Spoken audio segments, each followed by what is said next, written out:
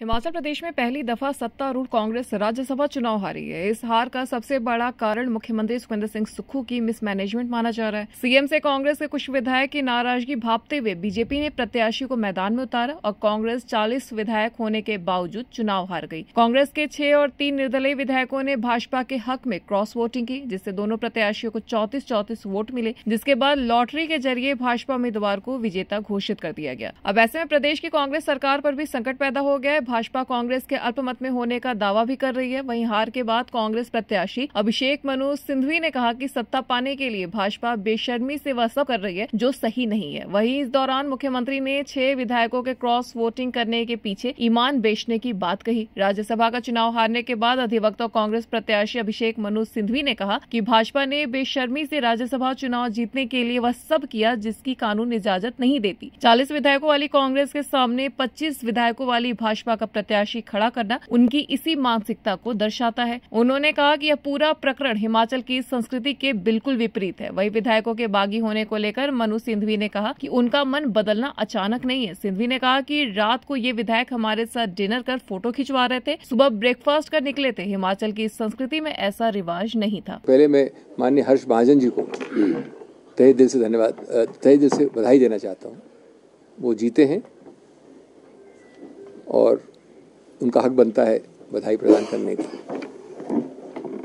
एक बात जरूर मैं कहूँगा, उनकी पार्टी को अपनी गिरेबान में देख के सोचें। जब भी कोई पार्टी 25 और 43 के आंकड़े या इक्वेशन में 25 वाली पार्टी 43 वाले के विरुद्ध उम्मीदवार खड़ा करती है, तो उसका सिर्फ एक और एक ही संदेश हो सकता है। और मैं हर्ष महाजन जी की बात नहीं कर रहा हूँ, मैं इस चुनाव की बात नहीं कर रहा हूँ, मैं एक सिद्धांत की बात कर रहा हूँ। वो संदेश है कि हम बेशर्मी से वो करेंगे जो कानून में अनुमति जिसकी नहीं है। अगर आप समझते हैं कि एक व्यक्ति या 2 व्यक्ति या 9 व्यक्ति अचानक एक नई नीति, एक नई सोच, एक नई आइडियोलॉजी के अंतर्गत कल रात के डिनर और आज सुबह के नाश्ते के बाद बदल गए हैं, तो मैं समझता हूँ कि हम सब, जो अंग्रेजी में कहावत है, एक फूल्स पैराडाइज पे रहते हैं।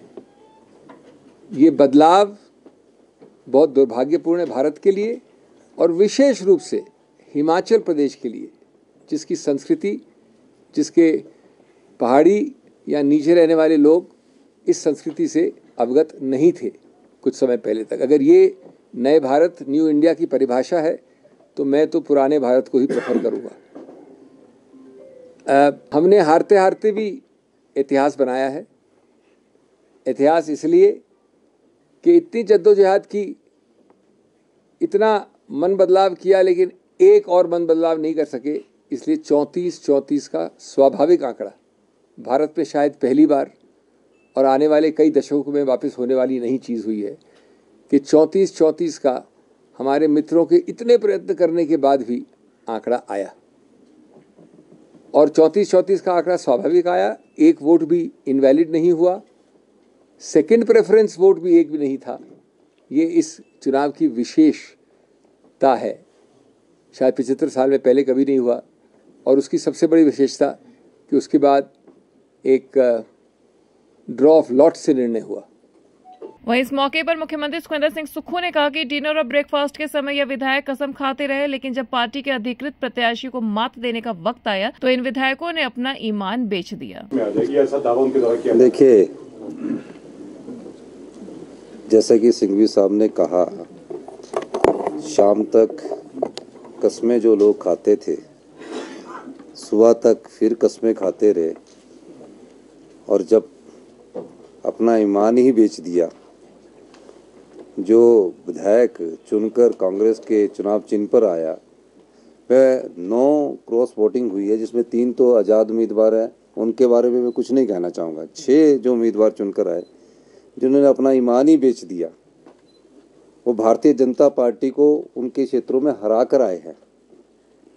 और यहाँ आकर वो पार्टी की जो अधिकृत उम्मीदवार हैं, वरिष्ठ अधिवक्ता, हमारे प्रसिद्ध अधिवक्ता, हिंदुस्तान के सबसे लीडिंग लॉयर, उनके खिलाफ उन्होंने वोट दिया। तो क्या लगता है आपको कि वो नाराज़गी का वोट था, वो तो एक ही चीज़ का वोट होता जिसकी जानकारी आपको मेरे से ज़्यादा होगी, जिस प्रकार की आप जानकारी रखते हैं।